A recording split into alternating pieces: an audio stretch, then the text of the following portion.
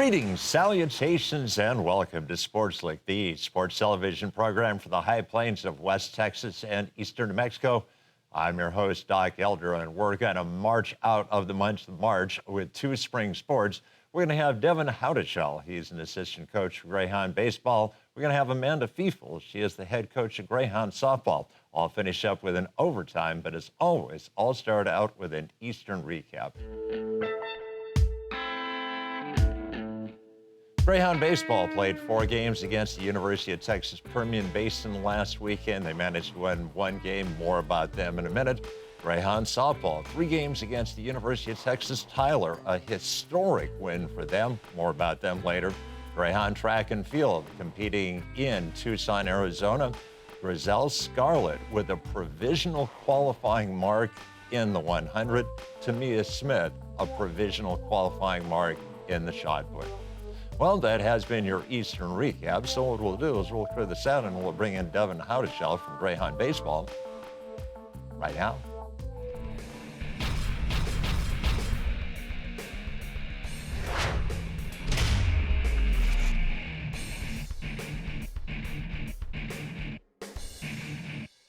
Welcome back to Sportslook, and we bring back to the set of Sportslook the assistant coach from Greyhound baseball, Devin Howdashell. And Coach, welcome to Sportslook. Thank you for having me, Doc. Coach, first of all, where are you from, and what was the process that got you to a coaching position at Eastern? So I'm from the Cleveland, Ohio area, just about 20 minutes west of Cleveland. Played baseball my whole life, played college ball up in that area. The process coming down here was actually pretty easy for me. The previous GA who was here before me, Mike Eversole, I went to undergrad with him at our school for 4 years.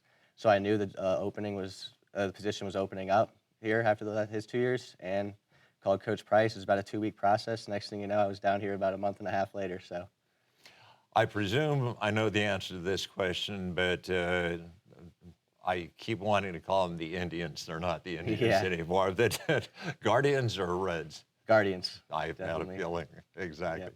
Well, was baseball your only sport growing up, or did you have other sports and baseball just became your best sport? My main sports were baseball, basketball, and soccer growing up. I did a little bit of everything kind of like at younger ages, but once I got to about the grades, elementary school to middle school area, like I kind of just honed in on those 3, and that's about what I did all through high school as well. So positions? What positions did you play? In baseball, once I was in college, I was just a straight catcher. Played a little bit of first base my senior year when we had some injuries. Couldn't complain about that. Got to loosen the legs up a little bit. But then in soccer and basketball, I was kind of just an athletic kid. I was in high school, like I didn't shoot up till about this height I am now until my senior year, but I would always still play underneath because I was physical and I boxed out good, got good rebounds. And then soccer, I was a midfielder, so I was kind of like a physical kid growing up playing those positions. And it's funny, here again, we were talking about Ohio, and we established the fact you weren't a Reds fan, but a lot of people won't remember that Johnny Bench was most of his career a catcher, but at the end of his career, he played first base. Yep, so sure did. The transition, every catcher, even Joe Mauer, yep. People like that have to make that transition. They make catchers are normally the easier ones to transition because they're used to picking the ball already, and it's not too hard for them to pick up over there. Exactly. Who were the big influence on you to help you become the baseball player you did? My dad. My dad pretty much was. My mom as well. She played college softball. My dad ran college track and field at Bowling Green University. But so came from an athletic family, but also what really drove me to really falling in love with baseball, more so wanted that be my sport going forward in college and stuff, was my uncle. He died in my 8th grade year, and he was just a really big baseball fan. Traveled to like all the stadiums. This had a wall full of memories of baseball. So when he died, it kind of like I've brought it upon myself. It just really brought me closer kind of to him playing the game. So Devin, what did you major in college? Exercise science. I was an exercise science major. So did you already know early on in your college career that you wanted to be a coach? Yeah, that's kind of always been what I've wanted to do. I just kind of want to do something now where I'm always around sports, whether it's coaching or it could be something else. But right now the goal is coaching, and I'm loving every second of it. I started my sophomore year coaching summer baseball, and so now I'm going into my 5th or 6th summer of it. So I love the process, love helping the kids and meeting all the friendships. And just everybody you can help along the way. So what level do you coach during the summertime? 18. So Okay. my first year I coached, my first 2 years I coached 17U, and then these last 2 or 3 years I've coached 18U again. Those guys ready just the year before college baseball. So when you found out that the job was going to be open here at Eastern, the position was going to be open, you had to make an application. What do you think sold Coach Price on the fact that you were the right person for the job? I think my character was a big part. Just learning about, I think that played a huge role, just talking with Coach Bryce, even through recruiting. We don't recruit, like, yes, talent's a part of the people we recruit, but we mostly recruit good character because we want good culture here. So I think that was a big role in it. And then my hitting background, and I'm a catching guy too. So, if you can get that guy, somebody in there to work with them, and Price is a infield kind of specialist, so I work with the catchers. That gives us another level that we can have people just making our team a whole lot developmental better. And you have a pretty good guy for a pitching coach. Yes, we do. Yeah, Anybody who pitched for the University of Southern California, it's got to be good. absolutely. So, in terms of coaching, what was the biggest difference between being on one side of the chalk line and being on the other side of the chalk line? I'd say right now it's just I'm still kind of really close in age with a lot of the players. It's a little weird. They respect me. They respect me as a coach. All that. But it's still a little weird for me trying to boss around, not boss around, but like talk to some kids that are like 2 years younger than me, or like one kid's only a year younger than me. So like it's a little weird. It's a little different. I got to just adjust to that a little bit better. But other than that, I had a little bit of experience through summer ball with it, coaching wise. So, but I'd just say that was probably the biggest difference so far in it. Just not being so buddy buddy with the players like I'm used to being. No, I was a high school baseball coach, Mm-hmm. and at the age of 22, I mean, I was 4 years older than the kids, but Right. I looked like I was 2 years younger than a Right. lot of the seniors. So I've been in that situation. So talk about your relationship with Coach Price. How would you characterize him as a coach? Oh, he's a great guy. Truly caring. He's not a vocal, screaming kind of coach. He's a guy that's really going to trust his players. He cares for every single one of them. He wants truly what's best for all of them. And there's some guys, he really understands how each player needs to be coached. Like, some guys need that yelling edge, but he tends not to like that. That's why we have Coach Clark for that as well now. But Coach Price is truly a caring person that loves every single one of those players that we have on that diamond right now, and just wants the best for them. Well, obviously, this year you guys have had some incredible success against some of the best teams in the nation. I mean, you start out the season playing the number one team in the nation, and you get 2 wins. Yep. And then you play the number 5 team in the nation, WT, and you get 2 wins. How are you able to do that? Was it just those days you had exceptionally good pitching or good hitting, or was it a total team? No, I mean, I think Coach Price talks about we need kind of there's 3 facets of the game. If we do at least 2 of them, or we do all 3 of them at least average, we should be okay. But if we excel in more or whatever, we need to excel in at least 2 of them probably to succeed in that game. Typically our pitching's always pretty good. Our hitting, about 3 out of 4 games a weekend, is normally averaging about 10 to 12 hits a game. But those weekends, I think our guys really just love that competition, feeling like they're the underdog when those guys come in and just really own it. And like, the energy's different when those teams come play us here at the Boneyard.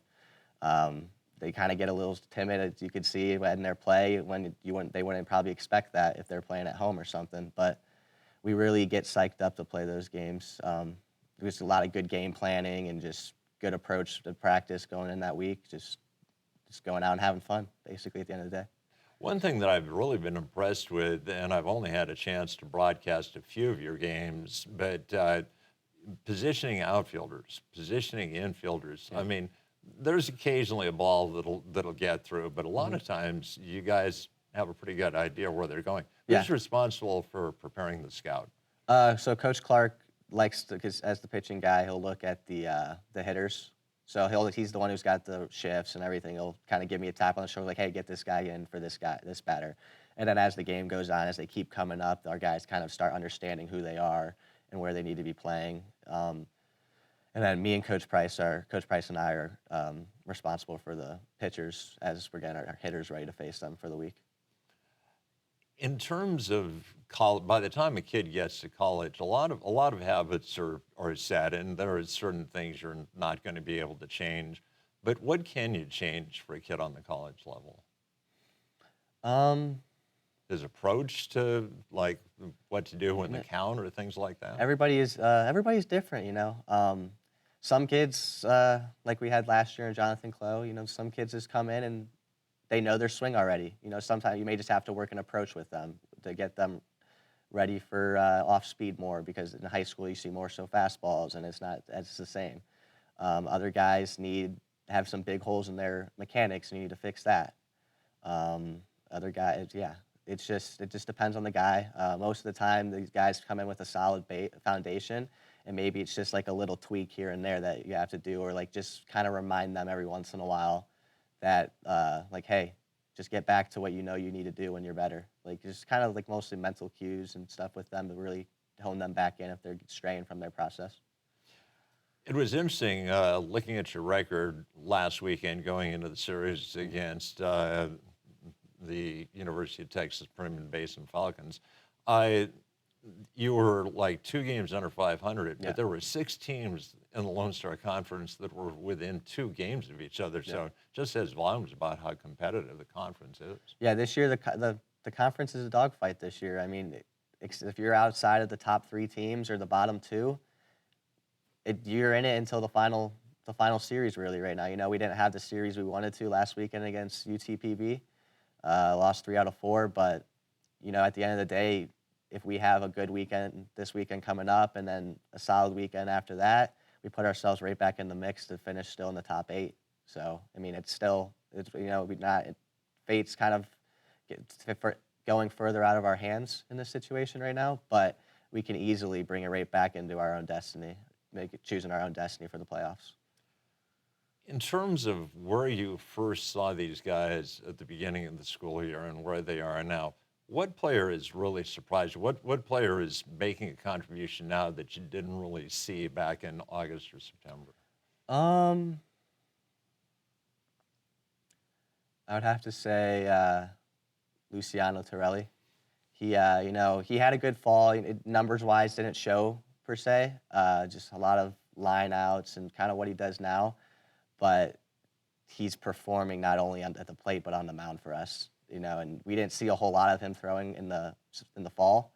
At least I didn't. But to see what he does on the mound is truly special, as well as being our leadoff guy every single game now after stepping in that role. You know, they may not fall, but he really sets the tone by hitting even if it's a loud out to start the game.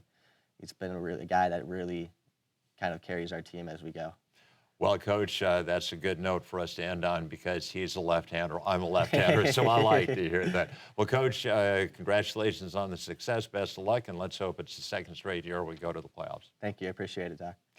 All right, well, that is going to wrap up our first interview segment, so we'll clear the set, and we'll hear from Greyhound softball right now.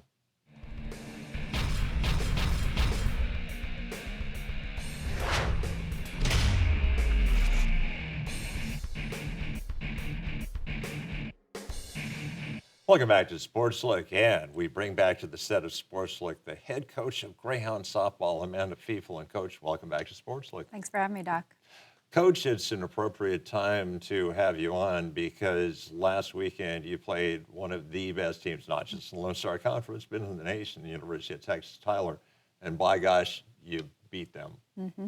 That's pretty historic. Well, I think that was the first time in program history that we had ever beaten UT Tyler. I mean, every year, I think last year they had the player of the year in golf as the pitcher, and so I think they were ranked number 4 or 5 when we just played them. So typically and historically, every year in the top 25 in the nation, if not in the top 5 of the nation. So that was a huge feat for us, but we definitely were on a high at that point. And no question about it. I mean, this year, and I'm being completely honest, and it's something I've told you before. I mean, I thought losing Brooke last year might be a little bit of a down year, but your ladies have had some impressive wins this year. Yeah, Brooke Ledger was, I mean, I can't say anything bad about Brooke. I mean, she was the ace for our staff for the 3 years that she was with me and even prior. And so I think for that, just getting Emma Sutherland and Marissa Rodriguez, who was just named Lone Star Pitcher of the Week, going 3-0 this past weekend against Permian Basin, and then obviously getting the complete win against UT Tyler. So I think our staff is super young still, but we have great pieces. We have a great bullpen. We definitely don't have a 1-2-3 by no means. We definitely have a staff set mentality when it comes to that. Like if someone's struggling or the setup, like we use all of our arms as far as that goes.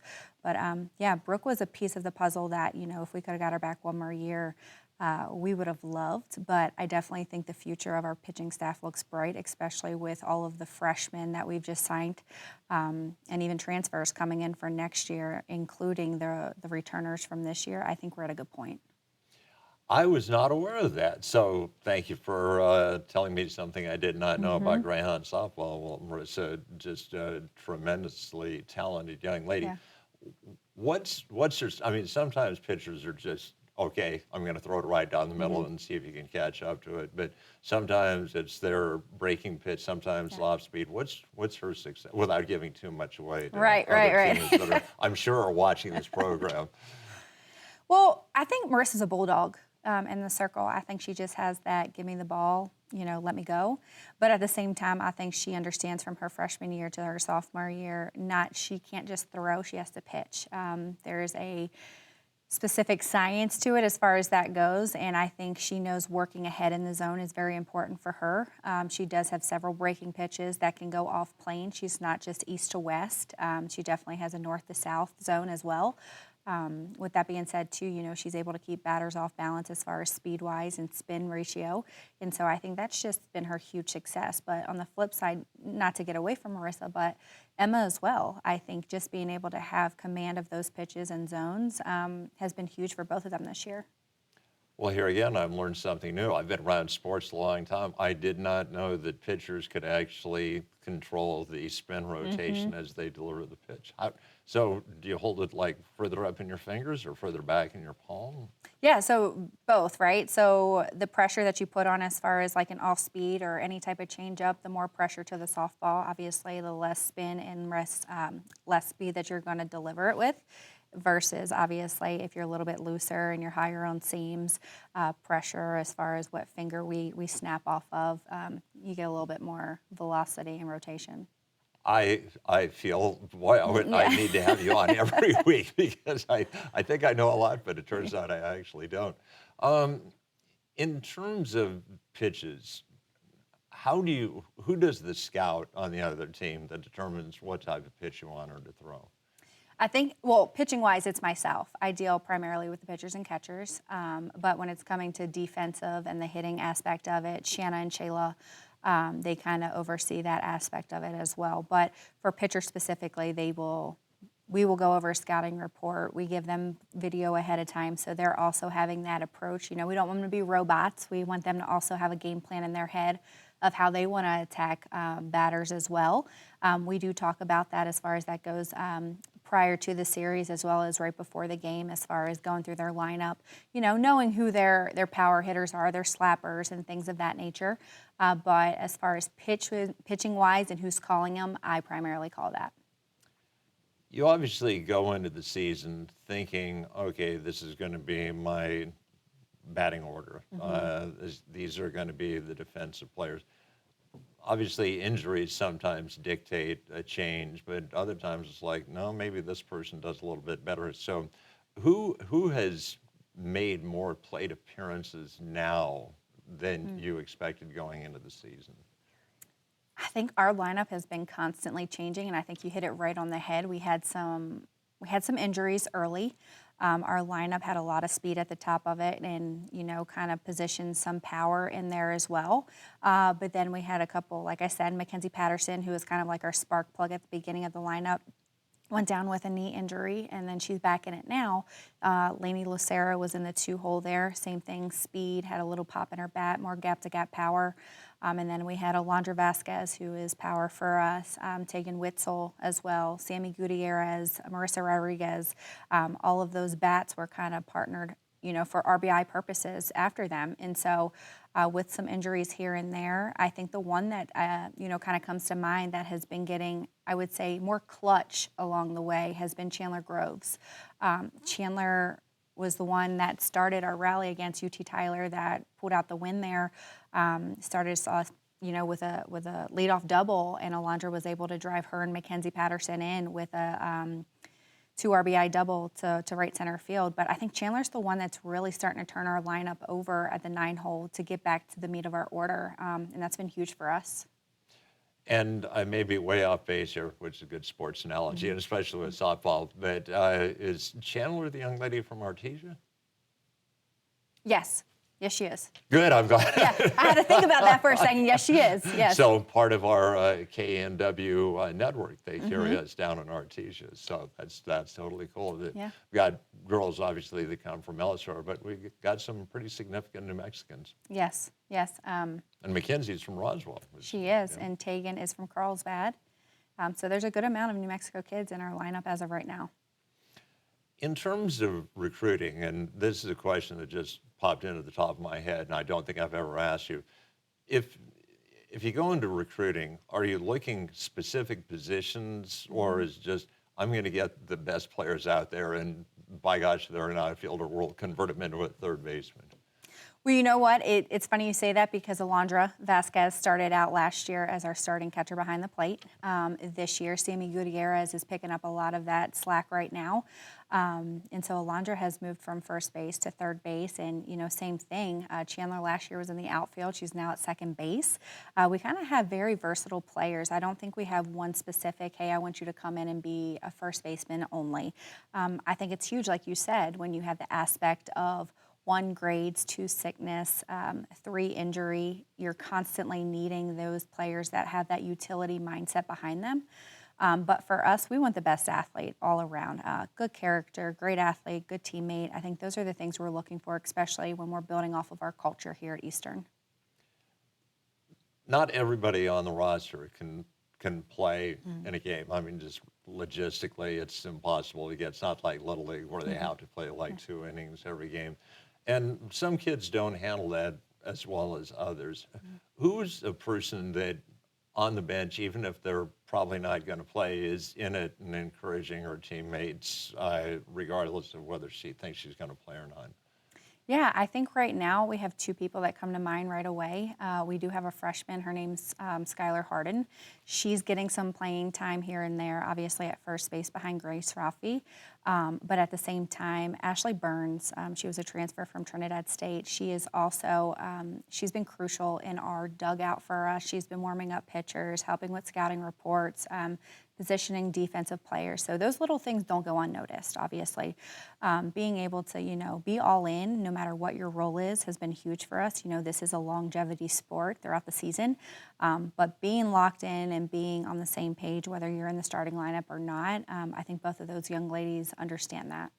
I was smiling as you were saying that because Skylar is one of my students. She's taking my History 1110 class, and of course, last semester, Ashley was my floor director for Sportslook, so know both of those young ladies quite well.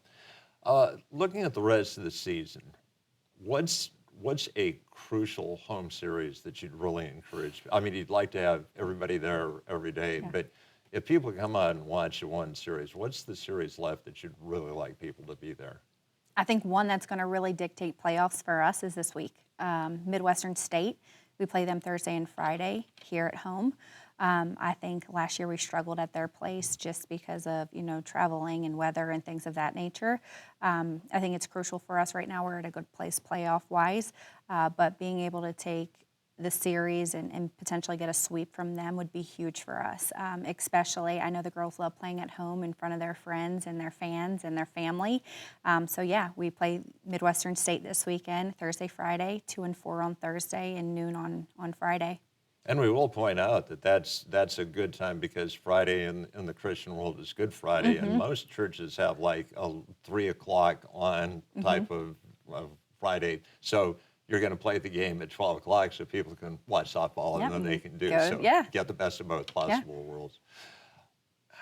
If people do come out, if they haven't come out to see Greyhound softball, what's the one thing that you hope people walk away from Greyhound softball field thinking about your squad?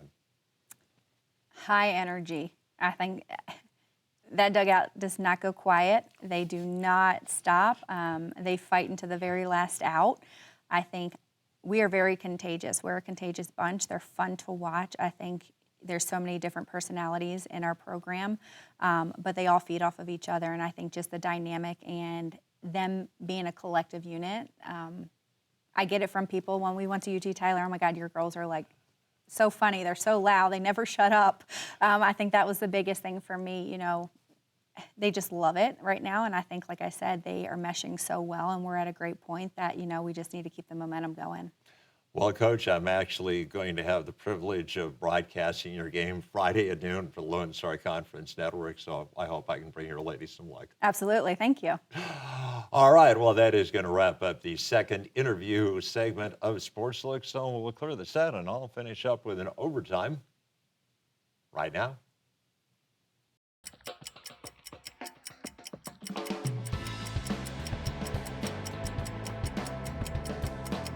As many of you know, I am going to be married in a couple of months, and my fiance and I have many things in common, including the fact that we both started our collegiate careers at Big Ten schools. She started out at Wisconsin. I went to Northwestern. We have a good-natured rivalry of sorts, and she definitely got the bragging rights during the basketball season as the University of Wisconsin Badgers beat Northwestern twice.